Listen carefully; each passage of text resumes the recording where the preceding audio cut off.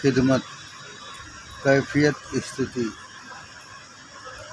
आज जब महात्मा श्री पूज्य प्रभु दयाल जी के यहाँ गया था, देखा एक ठाकुर साहब श्री राम सिंह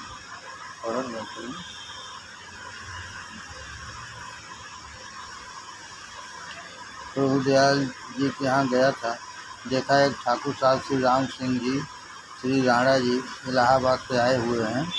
उन्होंने उनकी फनाइयत शेख की बहुत तारीफ़ की और फरमाया कि अच्छी फनाइयत वाला अपने गुरुओं में ऐसा शायद ही कोई होगा। उनके गुरु महाराज मैनपुरी में हैं और वह उनको बाबूजी महात्मा श्याम बिहारी लाल जी साहब फतेहगढ़ कहते हैं। वे जितनी देर रुके अपने आप उतनी देर तक गुरु रूप हो गया। मैंने ठाकुर साहब से दरियाफ्त किया कि आपने यह नियामत कैसे हासिल की। उन्होंने फरमाया, मुझको कोई गैर नहीं मालूम होता, सब अपने ही मालूम पड़ते हैं। मैं गुरु महाराज से भी वैसा ही बेतकल्लुफ़ हूँ जैसा घर वालों से। जब ज़रूरत होती है तो हर एक बात दरियाफ्त कर लेता हूँ, बहस और हुज्जत भी कर लेता हूँ। ऐसा अदब का ख्याल ज़्यादा नहीं है, बल्कि जनाब किबला चचा जी के अल्फाज में गुरु को अपने घर का एक मेंबर समझना चाहिए। तहरीर व्याख्या। आपने फरमाया कि ये बड़े खिदमत गुजार हैं, सबकी खिदमत करते हैं। आप जो कहिए आपका काम करने को तुरंत तैयार हो जाएंगे, चाहे अपना काम पड़ा रह जाए, इसकी परवाह नहीं। दरअसल गुरु से प्रेम करना क्या है, आका और गुलाम की मोहब्बत क्या है, खिदमत क्या है, इन बातों पर गौर फरमाएं। दरअसल गुरु से प्रेम यह है कि भाइयों की खिदमत करे जिससे वह खुश होते हैं। दरअसल गुरु से प्रेम यह है कि भाइयों की खिदमत करे जिससे वह खुश होते हैं। अखलाक बनाने का नुस्खा। अखलाक बनाने का नुस्खा। अखलाक माने शिष्टाचार सदाचार कैसे बनाया जाए। उत्तर। अखलाक बनाने का एक नुस्खा श्री गुरुदेव श्री चचा जी महाराज ने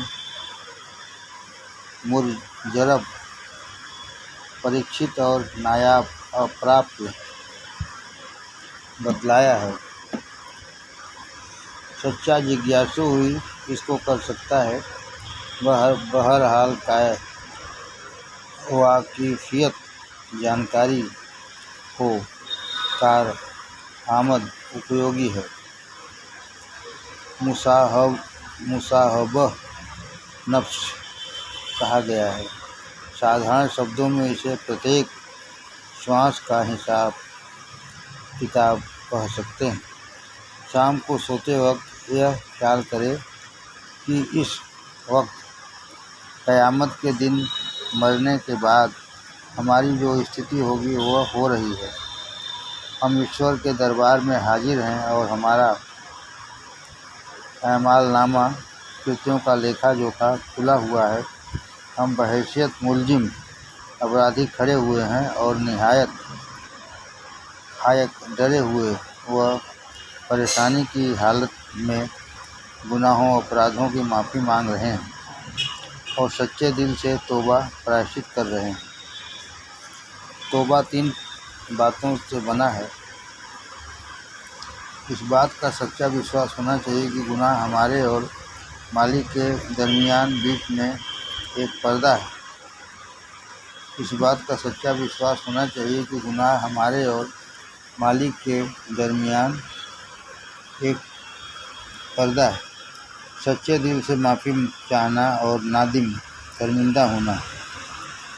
सच्चे दिल से मालिक के सामने इस बात का वायदा करना कि अब आइंदा भविष्य में गुनाह कभी नहीं होगा।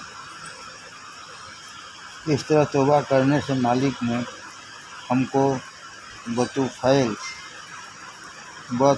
पिराने उज्जाम सिलसिला के बुजुर्गों के द्वारा माफ़ कर दिया और हम बख्शिश क्षमा किए हुए लोगों में से हो गए और इसी खुशी में सो गए।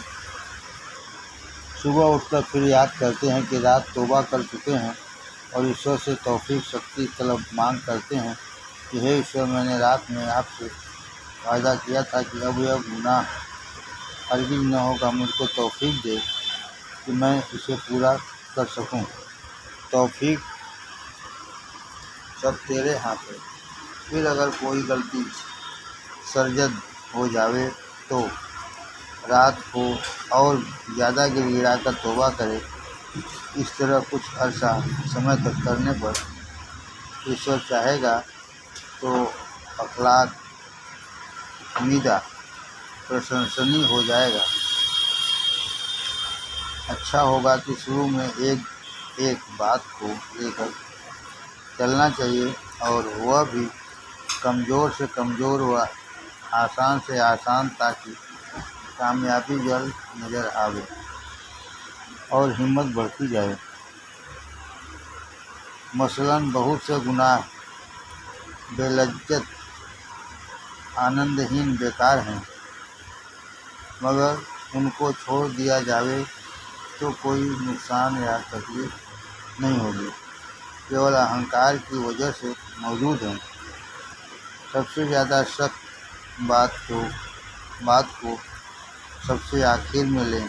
गुरु कृपा शामिल हाल है तो बहुत जल्द और हैरत अंगेज आश्चर्यजनक तरीके पर कामयाबी होगी।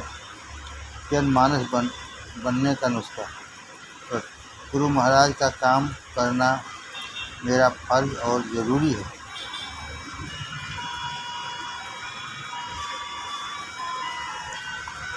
लिहाजा वह कौन सा तरीका है जिससे लोग मुझसे मानस हों? उत्तर, सबसे निष्कपट प्रेम करें और सच्ची हमदर्दी रखें।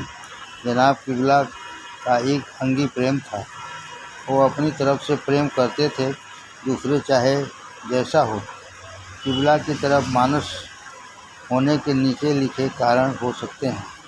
वह किसी को अपना मुरीद नहीं समझते थे, बल्कि सभी को किबला लाला जी साहब के रूप में देखते थे, और इसी वजह से वह चाहे जैसा कसूर करे, किबला कभी उससे नाराज़ नहीं होते थे, बल्कि हमेशा इसे दरगुजर करते थे। वह किबला लाला जी साहब को हरदम मौजूद ही समझते थे, कभी यह ख्याल तक नहीं लाते थे कि वे मौजूद नहीं हैं। वो हमेशा वैसे ही काम करते थे जैसे किबला लाला जी साहब की मौजूदगी में करते थे, और कहा करते थे। बातें करते समय जब उन्हें अपना ख्याल आ जाता था, फ़ौरन चुप हो जाते थे, फिर बात नहीं करते थे। वह किसी के ऐबों को नहीं देखते थे। अगर किसी बुराई की तरफ ध्यान दिलाना हो तो सिर्फ इशारा करके छोड़ देते, और कभी सीधे नहीं कहते, ताकि उनका दिल न दुखे। तीसरा अध्याय, अध्यात्म ब्रह्म विद्या। ब्रह्म विद्या क्या है, इसकी पूर्णता कैसे होती है? ब्रह्म विद्या जीवन की एक कला है। ब्रह्म विद्या जीवन की एक कला है। कर्म से कौशलम योगा। दीन और दुनिया के काम कुशलतापूर्वक करना, यही योग, यही ब्रह्म विद्या और यही स्थित व्यवस्था है। कुशलतापूर्वक जीना और मरना, यही मुक्ति है और यही जीवन मुक्त अवस्था है। यह अवस्था सबको उसको प्राप्त होती है जिसको ऐसा मुकम्मल कुशल गुरु मिल जाता है जो स्वयं उसमें स्पेशलिस्ट होता है। खुद अपने आचरण द्वारा तालीम देता है, न कि ज़बानी या शास्त्र व्याख्या द्वारा। खुद अपने आचरण द्वारा तालीम देता है, न कि ज़बानी या शास्त्र व्याख्या द्वारा। उसकी रहनी सहनी, व्यवहार, बर्ताव, बोल चाल सब मुजस्सम सशरीर होता है, बल्कि यूँ कहिए कि वह मुजस्सम तालीम और चलता फिरता तीर्थराज प्रयाग होता है। मुद मंगलमय संत समाजू, जो जग जंगम तीर्थ जाजू। उसमें ज्ञान, भक्ति और कर्म का ऐसा कुशलतापूर्वक मिलान रहता है कि उसके पास ही सब कुछ मिल जाता है। एक ही साधे सब सधे, सब साधे सब जाए। यह उसी को हासिल होता है जो बगुले की तरह हर वक्त उसके सद्गुण रूपी मछलियों को पकड़ता और खाता है। दर्शनेत अग जाय मज्जन कीने परम सुख। जो दर्शन करने को जाए और स्नान भी कर ले वह धन्य है। जो दर्शन करने को जाए और स्नान भी कर ले वह धन्य है। संत हंस गुण गहई परिहरिवार विकार। अस विवेक जब देई विधाता तब तज दोष गुनहि मनु लाता। इस ब्रह्म विद्या से आदमी बीमारी बुढ़ापा और मौत से मुक्त हो जाता है। इस ब्रह्म विद्या से आदमी बीमारी बुढ़ापा और मौत से मुक्त हो जाता है। दुख उसको स्पर्श नहीं कर सकते। सदा विदेह अवस्था में रहता है। नमूना मौजूद है। तशरीह व्याख्या की हाजत आवश्यकता नहीं। आदमी को हर वक्त के लिए गुरु की ज़रूरत है। तंदुरुस्ती कायम रखने के लिए डॉक्टर गुरु की ज़रूरत है। अदालत के लिए वकील वगैरह वगैरह। लेकिन सबसे ज़रूरी आदमी बनना है। आदमी कहते हैं उसको जिसके विवेक और विचार हों, उसमें कुशलता हो। जिस तरह से एक ही आदमी डॉक्टर वकील आदि नहीं हो सकता, तो स्पेशलिस्ट विशेषता की ही मदद लेनी पड़ती है। इसी तरह पर आदमी बनने के लिए जिस स्पेशलिस्ट को हम अपना गाइड चुनते हैं उसको शास्त्रों की भाषा में सद्गुरु कहते हैं। यह हमको जीवन और मरण की कला सिखलाता है और कुशल बनाता है, सदाचारी बनाता है, उपासना का सबक याद कराता है, जिससे हम इसी जीवन में रोग बुढ़ापा मौत वगैरह के दुख से छूटकर आज़ाद और मुक्त हो जाते हैं। आजकल ब्रह्म विद्या जिस रूप में पेश की जाती है वह खास हालात खास लोगों के लिए ही समझी जाती है, परंतु मेरी समझ में यह जीवन की कला हर मनुष्य को सीखना लाजमी है। बल्कि यूँ कहिए कि जो मनुष्य हैं वे इसको अमली तौर पर ज़रूर जानते हैं, चाहे सिद्धांत रूप में न जानते हों। हाँ, जो सिर्फ दो पाए के जानवर हैं, मनुष्य नहीं हैं, वह अलबत्ता हमारे इससे महरूम वंचित हैं। सरह तरीक़त हकीकत व मार्फत। सरह तरीक़त हकीकत व मार्फत की सरल परिभाषा क्या है? जो कवायद सदाचार का जीवन बनाने के लिए बनाए गए हैं वह सरह धर्म संबंधी उसूल हैं, और जो एक खुदा की उपासना के बारे में बने हैं वह तरीक़त है। जो एक खुदा की उपासना के बारे में बने वह तरीक़त है, और असलियत का ज्ञान यानी तत्व ज्ञान लेना हकीकत है। इस हकीकत को जानते हुए मालिक के कानून के मुताबिक इंसानी शरीर से काम करना मार्फत यानी प्रेमा भक्ति है। तरीक़त वजूद खिदमत खल्क नेस्त। जिसको यह पद हासिल होता है वो ख्वाजा दो जहाँ होकर कार खिदमत अंजाम देता है। उसी को मेरी नाकिस राय तुक्ष राय में मार्फत कहते हैं। दरअसल उम्र के दिन गुजरते जाते हैं, पता ही नहीं चलता कि कहाँ गुजर गए। रहा दिल पर सदा गफलत का पर्दा, कोई दम याद में तेरी न गुजरा। बस मैं तौबा करता हूँ, या अल्लाह गुरु महाराज के तुफैल से मुझको बख्श दे और मुझ पर रहम फरमा। अपना बंदा बना, कौलन फेलन अबलन एतकादन उनकी पैरवी करने को तौफीक अता फरमा। आत्मसमर्पण योग। आत्मसमर्पण योग क्या है? इसे प्राप्त करने के लिए क्या आवश्यक है? उत्तर: एक रोज़ शाम के वक्त जनाब किबला चचा जी साहब तवज्जो दे रहे थे। ध्यान खूब लगा हुआ था। तबीयत एक सुई थी। उस वक्त जनाब किबला चचा जी ने जैल निम्नलिखित भजन फरमाया। संतों समझ सहज समाधि भली, गुरु प्रताप भय जा दिन से सूरत न अनत चली।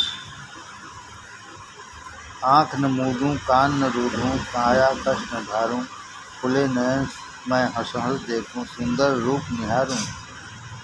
कहूँ सो नाम सुनूं सो सुमरन, खाऊं पीऊं सोई पूजा। गुरु उद्यान एक सम देखूं, भाव मिटाऊं दूजा। जहाँ जहाँ जाऊं सोई परिक्रमा, जो कुछ करूं सो सेवा।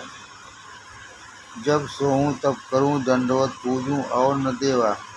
शब्द निरंतर मनुआ राता, मलिन वासना त्यागी। उठत बैठत कबहू न बिसरे, ऐसी ताड़ी लागी। कहें कबीर या उन्मन रहनी, सोई प्रगट कर गाई। सुख दुख परे एक परम सुख, तें सुख रहा समाई। संतों सहज समाधि गली। इस भजन के द्वारा जनाब क़िबला चचा जी ने भजन की पूरी कैफियत उतार दी, जिसका अनुभव पूर्ण रूप से हुआ। गालबन यही आत्मसमर्पण योग की अवस्था है, यही जीवन मुक्त अवस्था या स्थित प्रज्ञ अवस्था है।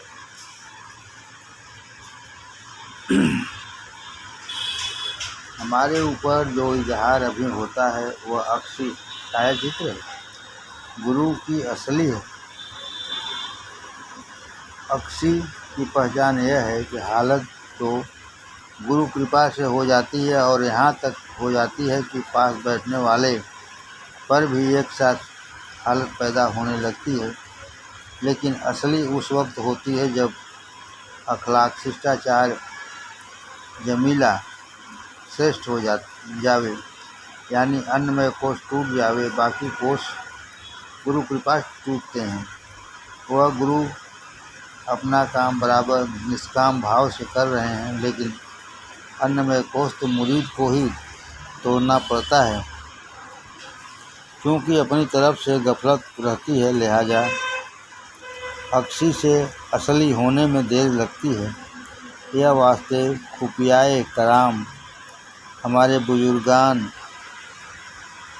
मुतक़द्दिम ने ताकीद के साथ सरह धर्म संबंधी पाबंदी पर जोर दिया है।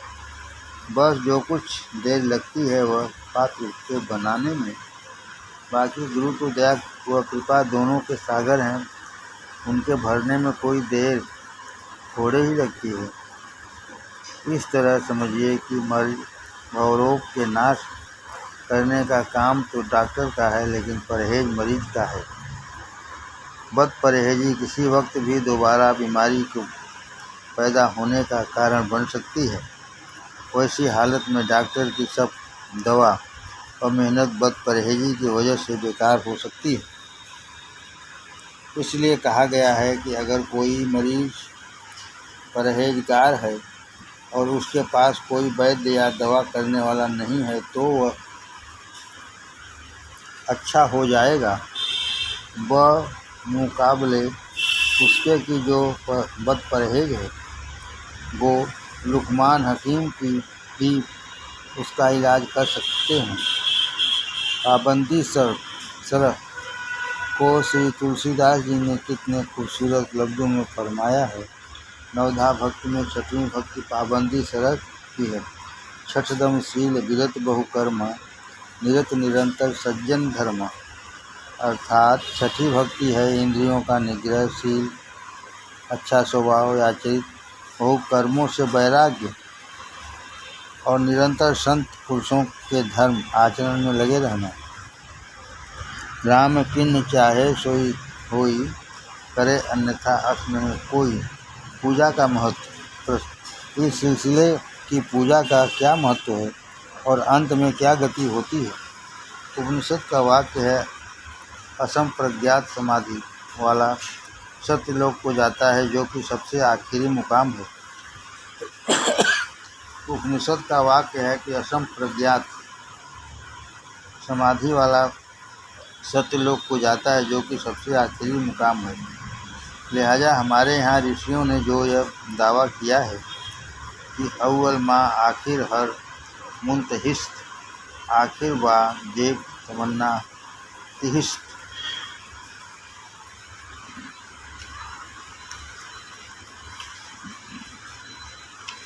यह कितना सही है।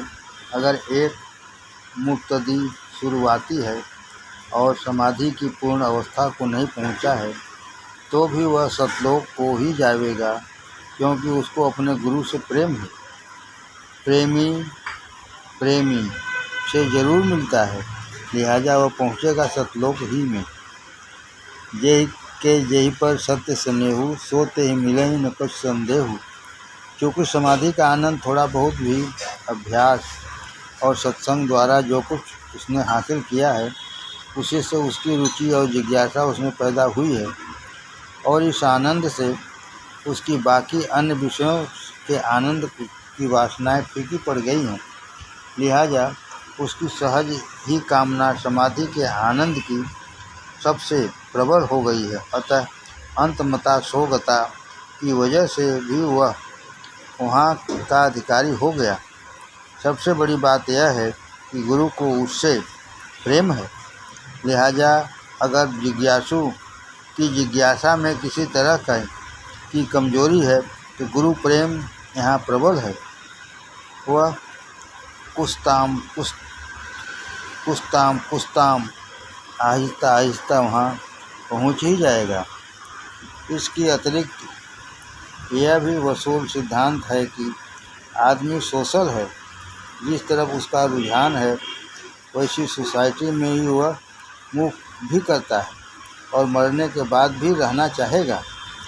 क्योंकि उस वक्त मोटे और भद्दे की गिलाफ शरीर के उतरे हुए होते हैं, लिहाजा निस्बत ज़्यादा आज़ादी होती है, अतः जल्दी से पहुंच जाएगा। तहरीर का मकसद यह है कि अकेला राब्ता पीर मेल जोल ही उसको यह सब कुछ प्राप्त करा देगा जो बड़े बड़े योगियों को तप और समाधि वगैरह से प्राप्त नहीं होता है। सतलोक में चूँकि हमारे गुरुदेव ही नहीं बल्कि हमारे गुरु परंपरा के ऋषि आदि मौजूद हैं और हमने गुरु द्वारा अपना कनेक्शन उनसे मिला लिया है, उनके कॉलेज के हम इनरोल्ड स्टूडेंट हैं, लिहाजा वे सब हमारे हैं और हमको अपने परिवार में समझते हैं, इसलिए हमारा वहाँ पहुँचना यकीनी और लाजमी है। यह बात ज़रूरी है कि हम न केवल ख्याल रखें बल्कि रियलाइज करें, समझें और यकीन रखें कि हम उस ख़ानदान आलिया के एक मेंबर गो नाचीज़ फ़कीर ही हैं और इस ख़ानदान की डिग्निटी को अपने रूहानी रहनी सहनी व्यवहार और बर्ताव में याद रखें। जो रास्ते की तकलीफ़ात और देरी से बच जाएंगे। अब सवाल यह पैदा होता है कि इसके मायने यह हुए कि जो कुछ कर्म बुरे हमने किए हैं उनके कारण हमारी कोई रुकावट नहीं होगी और उनके बुरे परिणाम हमको नहीं भोगने पड़ेंगे, अर्थात कानून कर्म हम पर लागू नहीं होगा। इस बात का जवाब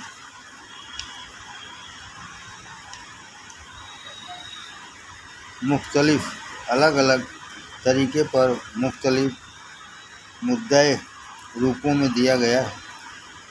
जिस सब का मकसद यह है कि तेरा रहम शाहाना बादशाही यही एक तरीका है जिससे फांसी के मुलजिम भी बरी कर दिए जाते हैं। कानून कर्म के अनुसार हमारी पेशी और मुकदमा होगा और फिर तेरे रहम शाहाना से हम बरी हो जाएंगे, लेकिन सतलोक में हमारा दर्जा कर्मानुसार ही होगा। यही गुरुदेव चाहें वह यहाँ जिंदा रूप में मौजूद रहें, वहाँ हमको मिलेंगे।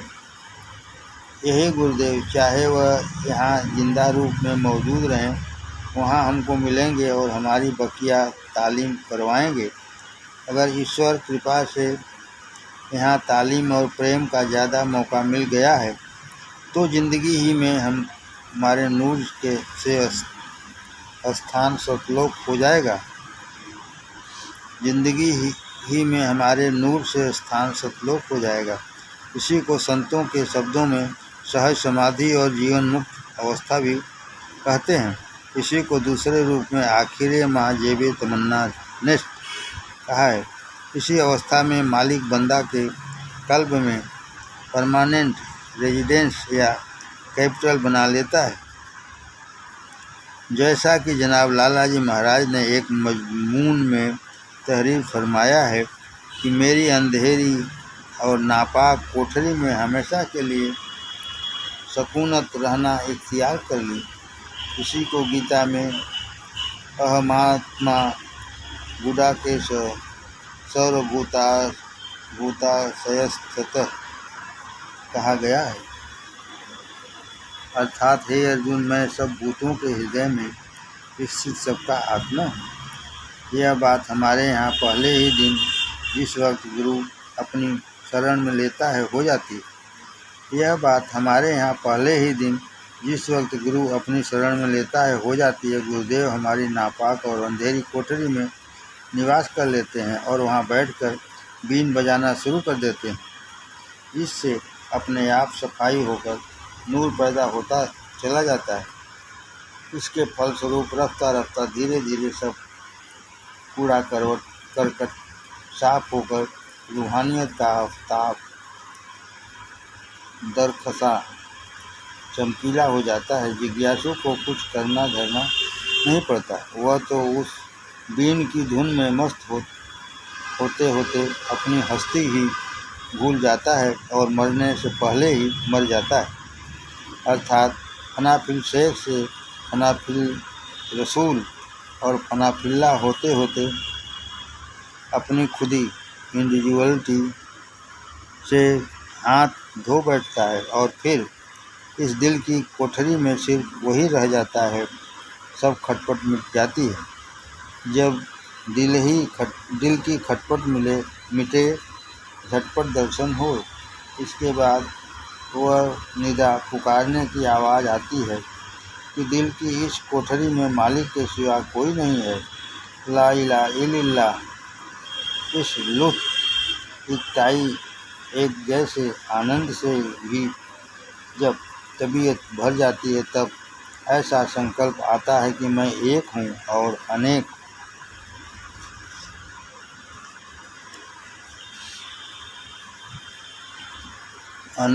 हो जाऊं। तब वह प्रीति का वादा करके पिया क्यों प्रीत निभाना छोड़ दिया का राग अलापने लगता है और वह नाजनी न्याजमंद की ज़रूरत महसूस करती है। तब अद्वैत से विशिष्टाद्वैत की अवस्था वहीं पैदा हो जाती है। सेवक से विभाव में एक होते हुए दो से नज़र आने लगते हैं और काम करते मालूम पड़ते हैं और वही ऊपर वाला गीत व राज नमाज होते रहते हैं और फिर यह धारणा हो जाती है सो अनन्य जाके यसी मति न त्रयी हनुमंत, मैं सेवक सचराचर रूप स्वामी भगवंत। इसी मुकाम पर इजाज़त देकर काम लेते हैं। पहले अनेक से एक, उसके बाद एक से अनेक की लीला भगवान गुरुदेव अपने मुरीदों के साथ खेलते हैं। अब सेवक बनकर सारे संसार की सेवा मालिक की सेवा समझकर करना ही एक काम रह जाता है। यही अनन्य प्रेम और अनन्य भक्ति है। जिधर देखता हूँ उधर तू ही तू है। हर चपेश मन आमद तो इस सिलसिले की महत्वपूर्ण बात। इस सिलसिले की महत्वपूर्ण बात क्या है? बीमारी याद में उनके सेवक तक की याद करने पर गुरुजन क्यों या कैसे कृपा करते हैं? उत्तर, यह हमारे सिलसिले आलिया की खूबी और हमारे गुरुदेव व पूर्व गुरुजनों की शफ़क़त, दया, कृपा और मोहब्बत है कि जंजीर का एक सिरा हिलाने से सारी जंजीर हिल जाती है और काम बन जाता है। जो बातें बुजुर्गों के वाक़या में दर्ज है या उपनिषदों और शास्त्रों में लिखी है वह प्रत्यक्ष रूप में इस कलयुग में देखने और सुनने को मिल रही है। ऐसी दया का हे दया निधान हम कैसे शुक्रिया अदा करें। ऐसी तेरी दया का हे दया निधान, हम कैसे शुक्रिया अदा करें। मोरे मन प्रभु अस विश्वासा, राम ते अधिक राम कर दासा।